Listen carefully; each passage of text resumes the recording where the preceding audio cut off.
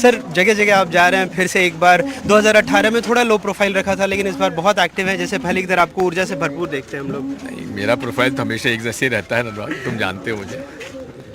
फिर भी इस बार ऐसा लग रहा है कांग्रेस को, काफ़ी जगहों पर हम भी घूम रहे हैं, कार्यकर्ताओं में ज़्यादा ऊर्जा है। तो 2018 में जो बदला था उसका बदला लेना है या फिर इस बार ऐसा लग रहा है कि वाकई स्थितियाँ इतनी ख़राब हैं कि जनता चुन लेगी फिर से कांग्रेस को? ऐसा है 2018 में जितनी तैयारी थी उससे ज़्यादा तैयारी हमारी इस बार है। 2018 में कमलनाथ जी को 5 महीने मिले थे, अब पिछले 5 साल से भी अध्यक्ष हैं। तैयारी हमारी ज़्यादा है। दूसरा, एंटी इनकम्बेंसी भी शिवराज सिंह जी के काफ़ी खिलाफ है। दूसरा, जिस प्रकार से सरकार तोड़ी गई उसके प्रति भी नाराज़गी है।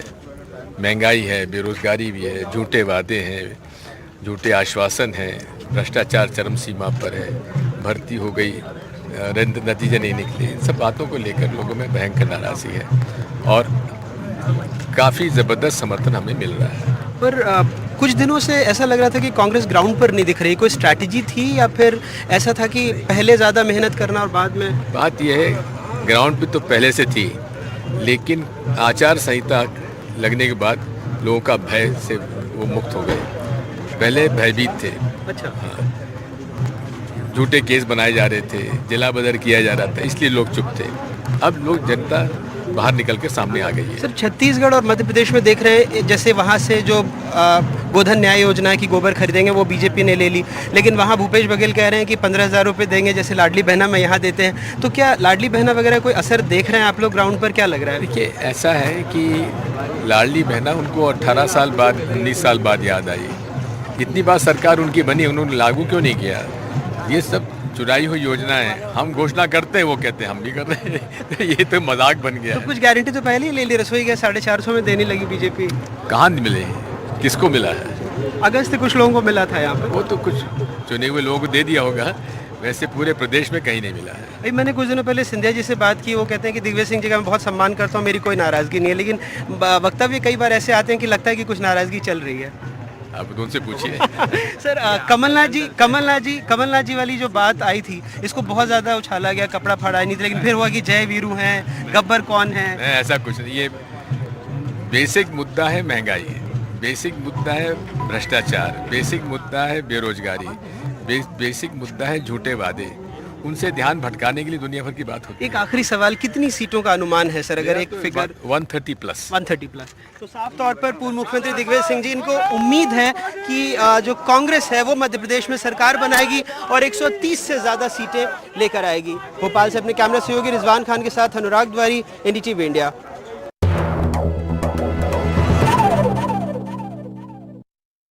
मध्य प्रदेश में चुनाव की चर्चा हो और पोहे और चाय के ऊपर बात ना हो, ऐसा तो हो नहीं सकता। जलेबी भी है, और चूंकि इस वक्त हम गोविंदपुरा विधानसभा में हैं, आज दिग्विजय सिंह जी की सभा थी तो बिक्री अच्छी हुई, लोग आए थे? सर बहुत भीड़ है इस समय, तो अभी बहुत भीड़ चल रही है। अच्छा। आप दोनों तरफ देख रहे हो, वहाँ भी यादव साइड भी, इस साइड भी, तो दोनों तरफ। ज़्यादातर पार्टी के कार्यकर्ता आ रहे हैं या जो आपकी आम पब्लिक है इधर की वो भी आ रही है? नहीं, आम पार्टी वाले भी आ रहे हैं, सभी जगह के आ सभी जगह से रहे आ हैं। जी रहे जी, चलिए बढ़िया है। तो मतलब आपकी बिक्री अच्छी हो रही है, चुनाव में एक चीज़ तो अच्छा हो रहा है। सब अच्छा हो रहा है। तो यहाँ पर एक हमारे साथी हैं, वो कांग्रेस का झंडा लगाए हुए हैं, झूमर वाला जी का बैज लगाए हुए हैं, तो मैं मान रहा हूँ कि आप कांग्रेस के कार्यकर्ता ही होंगे। बिल्कुल बिल्कुल। तो मतलब मैं उम्मीद कर सकता हूँ कि आप ईमानदारी से बात करेंगे, पार्टी के पक्ष में नहीं करेंगे। पार्टी के पक्ष में क्या दिक्कत है आपकी विधानसभा में, और क्या आप लोग क्या चाहते हैं कि वोटर जब मतदान में जाए, मतदान करने, EVM का बटन दबाने, तो क्या उसके मन में चल रहा हो, प्रत्याशी या मुद्दे? यहाँ पे प्रत्याशी को देख के वोट दिया जाए। अच्छा। क्योंकि रविंद्र साहू एक साफ छवि के इंसान है, वो एक बिजनेस ग्राउंड से हैं, जिनका हमेशा ही सेवा भाव का वो रहता है कि लोगों की सेवा करना है। उनको मैंने हमेशा देखा है, वो सेवा में ही है लोगों की। और मुद्दे क्या हैं आपके इलाके के? यहाँ के मुद्दे मैंने, रोड यहाँ पे बहुत ज़्यादा है। शिवनगर का मैं, बहुत ज़्यादा है, बहुत ज़्यादा खराब है। शिवनगर में बहुत हालत खराब है साहब, खराब है, बहुत हालत खराब। आपने कह दिया रोड है तो मुझे लगा रोड है। शिवनगर का बहुत खराब है, बहुत ज़्यादा। वहाँ पे यानी मैं खुद पर्सनली गया हूँ, वहाँ पे लेडीजों से बात करी, उन लोगों के घरों में पानी भर जाता है बरसात में। अच्छा। कहते हैं कि हम किराए से रहने जाते हैं। तो ये एक बड़ी समस्या है। बहुत बड़ी समस्या है साहब, घर के सामने इतना बड़ा नाला बह रहा है कि बच्चे यानी मेरे साथ मेरे पास एक और झंडे में आ गए हैं, तो मुझे आपका शुभ नाम भाई साहब? संजीव साहू। संजीव जी, तो आप इनके रिश्तेदार तो नहीं है प्रत्याशी जो है इनके? नहीं नहीं नहीं। क्या मुद्दे हैं? मतलब मैं उम्मीद कर, जैसे भाई साहब से कहा था, चूंकि आपने पार्टी का झंडा पहना हुआ है तो कई बार होता है कि बीजेपी का कोई बंदा नहीं है तो ऐसा ना हो कि हमारा असंतुलित हो जाए, तो आप मुद्दों पर ही बताइए कि क्या मुद्दे रहेंगे आपके क्षेत्र के। साहब देखिए, हम लोग जहाँ पे जैसे प्रचार के लिए जा रहे हैं तो बहुत ज़्यादा प्रॉब्लम है लोगों को।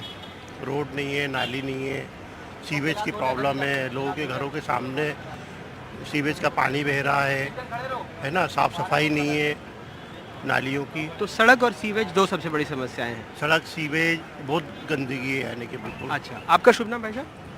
अविनाश साहू। अविनाश जी, आप भी कांग्रेस के कार्यकर्ता हैं?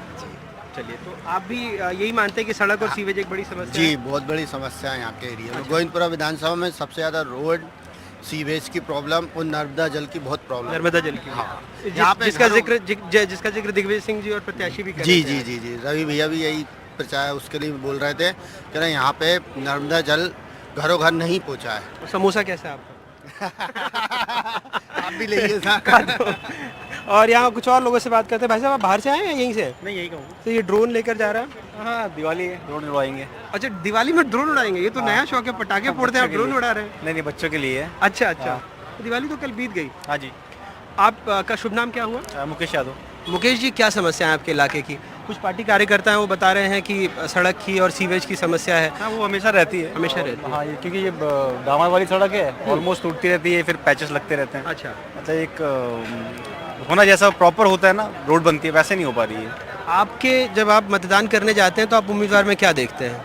क्या सोच के मतदान करते हैं? पार्टी को देते हैं या उम्मीदवार को देते नहीं, हैं? इस बार जो वोट डालेंगे वो चेंज के लिए डालेंगे, क्योंकि क्या है, बीजेपी को एक लॉन्ग टर्म हो गया है और चेंज हमेशा बहुत जरूरी होता है। तो इस बार कांग्रेस को सपोर्ट करेंगे। कांग्रेस को आप तो बड़ा खुल के कह रहे हैं ना, अमूमन लोग बताते नहीं हैं नहीं, कि किस किसको लिए support क्यों नहीं बोले, कांग्रेस सपोर्ट करेंगे। अच्छा। और 15 से 20 साल 3 टर्म हो गए हैं बीजेपी की, तो चेंज बहुत जरूरी है, क्योंकि ये सरकार जब चेंज होती है तो उम्मीद रहती है कि चलो ये नई आएगी, अच्छा काम करेगी। चलिए, बहुत बहुत शुक्रिया। और लोगों से बात करते हैं।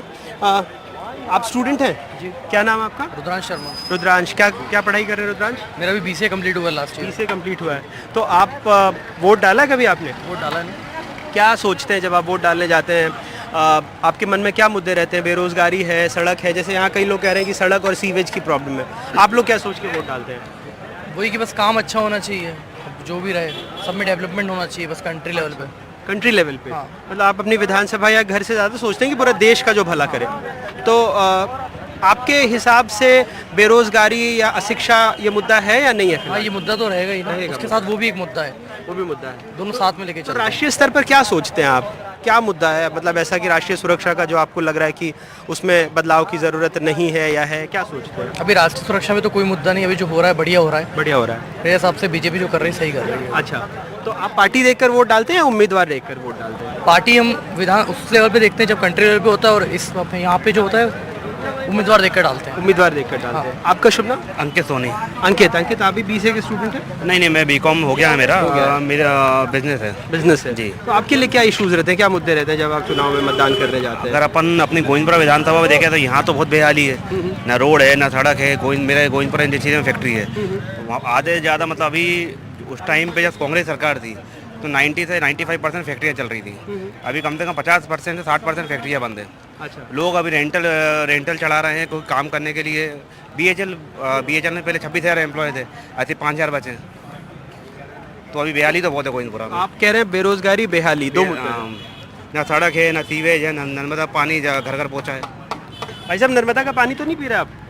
नर्मदा का पानी कह रहे हैं कि लाएंगे कांग्रेस वाले। आपका शुभ नाम? विशाल। विशाल, आपके लिए क्या मुद्दे रहेंगे जब आप वोट डालने जाएंगे? सब सही है, मैं तो गवर्नमेंट जॉब कर रहा हूँ। अच्छा, गवर्नमेंट जॉब कर रहे हैं इसलिए सब सही है। ये बढ़िया आंसर है कि गवर्नमेंट जॉब है इसलिए सब सही है।